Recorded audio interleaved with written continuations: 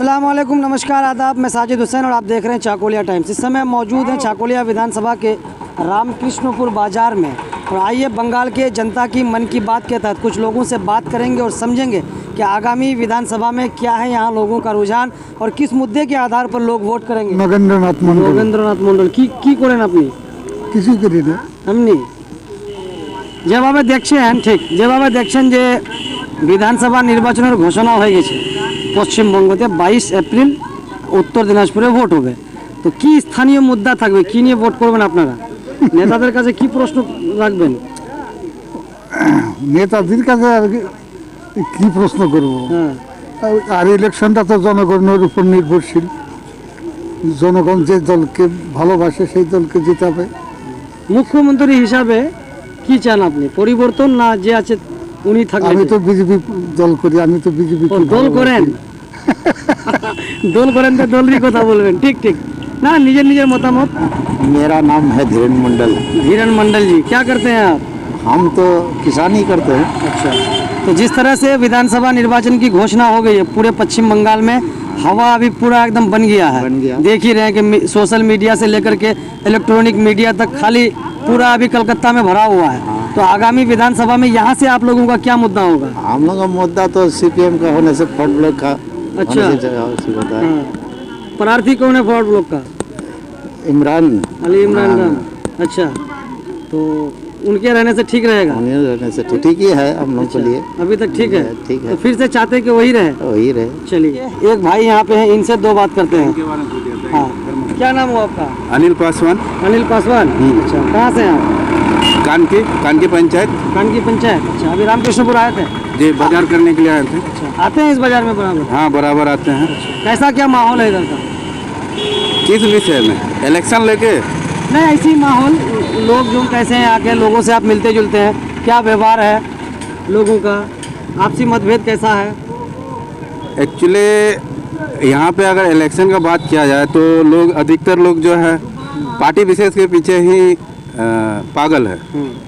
लेकिन कोई भी जो पार्टी है, हमारा जो राजनीतिक संगठन है, उस संगठन का एजेंडा क्या है, वो एजेंडा पॉलिसी के बारे में हमारे जो चाकुलिया को पता नहीं है कि चुनाव में मुद्दा क्या होना चाहिए। हाँ, चाकुलिया विधानसभा में असल जो हमारा आम साधारण जनता है उसका मूलभूत सुविधा का एजेंडा क्या होना चाहिए।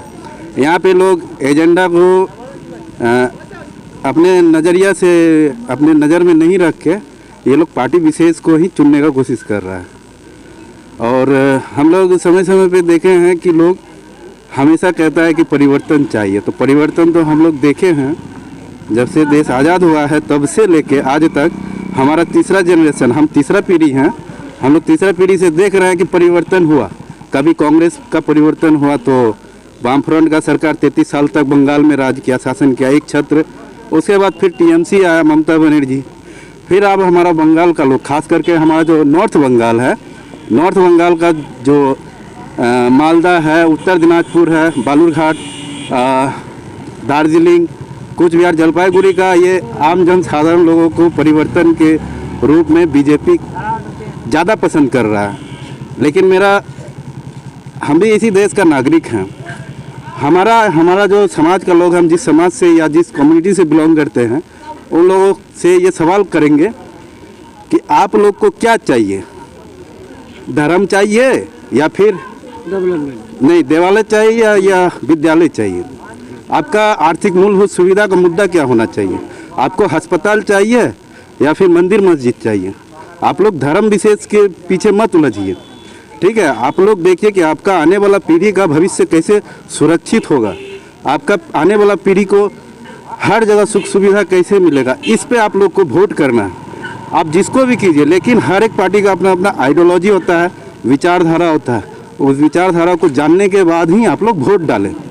कैंडिडेट को देख के ही वोट डालें। जो कैंडिडेट आपका सुख में दुख में, जो कैंडिडेट आपका सुख में और दुख में आपके साथ खड़ा हो, उस कैंडिडेट को आप देख के ही वोट डालें। जैसे अभी वर्तमान, थोड़ा सा पीछे चलिए, अभी जैसे वर्तमान में हर कोई वर्तमान जैसे भारत का साधारण नागरिक होने के हिसाब से सत्ता में जो बैठेगा, सत्ता में जो रहेगा, जिसका हाथ में ताकत रहेगा, उसी से सवाल पूछा जाएगा, कि न कि जो विरोध में है, जिसके हाथ में ताकत ही नहीं है, उससे सवाल नहीं पूछा जाता। आज वर्तमान राज्य सरकार अगर कुछ गलत कर रहा है, हमारा ममता बनर्जी अगर जो एज ए CM हमारा मुख्यमंत्री है, वो अगर गलत करेगा तो सवाल ममता बनर्जी से पूछा जाएगा, उसका जवाबदेही आपको देना पड़ेगा। उसी तरह अगर हमारा केंद्र सरकार, भाजपा, मोदी, RSS का सरकार अगर वो गलत करेगा तो उससे सवाल पूछा जाएगा, न कि कांग्रेस से और नेहरू से पूछा जाएगा। आज जब से 2014 से लेके अब तक केंद्र सरकार क्या कर रहा है, लोग गाय, गंगा, गीता, गोबर पे ही चर्चा कर रहा है। अभी 15 तारीख और 16 तारीख मार्च का बैंक का 10 से 15 लाख कर्मचारी जो है हड़ताल में गया। साथ साथ खाली सरकारी बैंक का नहीं, प्राइवेट बैंक का भी जितना एम्प्लॉई है, ये लोग हड़ताल में गया। तो 10 लाख कर्मचारी, 10 से 15 लाख कर्मचारी, 9 संगठन, बैंक कर्मचारी का 9 संगठन, ये लोग हड़ताल में था। लेकिन हमारा जो मेन स्ट्रीम मीडिया है, जो अपने आप को बोलता है कि हम राष्ट्र हित में खबर दिखाते हैं, राष्ट्र को जोड़ने का काम करते हैं, लेकिन आपने वो 10 से 15 लाख जो बैंक कर्मचारी है, उसका एजेंडा क्या था, उसका मुद्दा था, वो लोग क्यों रोड में उतरा, दिल्ली में क्यों उतरा, पूरा देश में जगह जगह पे रास्ता पे क्यों उतरा, आपने कभी किसी को दिखाया नहीं। तो उसी तरह किसान को आप खालिस्तान का टैग लगाते हैं, शाहीन बाग होता है पूरा देश भर में, तो उन लोगों को आप पाकिस्तानी का टैग लगाते हैं। अगर 2018 2 अप्रैल का जब हड़ताल होता है, भारत बंद होता है SC ST एट्रोसिटी एक्ट पे, ठीक है, तो उन लोगों को आप लोग क्या कहते हैं, नक्सली है, माओवादी है। तो आप हर किसी को तोड़ने का काम कर रहे हैं। तो हमारा देश 2 ही चीज़ पे बना है, 2 ही शब्द से बना है, जय जवान जय किसान। अगर आप सबको अलग अलग करके दिखा रहे हैं तो पूरा दुनिया का अच्छाई, पूरा दुनिया में जितना भी अच्छा है, ये क्या भाजपा और RSS के पास ही है। और जब सत्ता में जो लोग हैं उनसे जब सवाल पूछा जाता है, प्रश्न पूछा जाता है, तो आप उन लोगों को बोलते हैं गद्दार है, देशद्रोही है, धर्म विरोधी है, समाज विरोधी है। मतलब पूरा दुनिया का अच्छाई आपके अंदर है। तो एज ए भारत का और चाकुलिया विधानसभा का साधारण नागरिक के हिसाब से मतदान मेरा अधिकार है। हम किसको देंगे, किस लिए देंगे, हम किसको देंगे, ये हमको बोलने का जरूरत नहीं है, लेकिन हम क्यों देंगे ये एजेंडा हम तय करेंगे। कि हमको सरकारी स्कूल चाहिए, वो स्कूल में अच्छा शिक्षा चाहिए, हमको सरकारी हॉस्पिटल में अच्छा स्वास्थ्य सुविधा चाहिए। हमारे जो आने वाला पीढ़ी है, हमारा जो बाल बच्चा है, या हमारा गांव समाज में जो नौजवान पीढ़ी तैयार हो रहा है, उन लोगों को नौकरी मिले, रोजगार मिले, अच्छा सड़क सुविधा मिले, बिजली मिले, अच्छा पानी मिले, ये हमारा मुद्दा है। न कि हम गाय, गंगा, गीता, गोबर और मंदिर, मस्जिद, ठीक है, इस पे हम वोट डालेंगे। हम वोट उसी को डालेंगे जो हमारा सुख में साथ देगा, जो हमारा दुख में हमारा साथ देगा। हम उस कैंडिडेट को देखने के बाद ही वोट देंगे, पार्टी विशेष को नहीं। क्योंकि हम लोग तीसरा पीढ़ी देखते आ रहे हैं।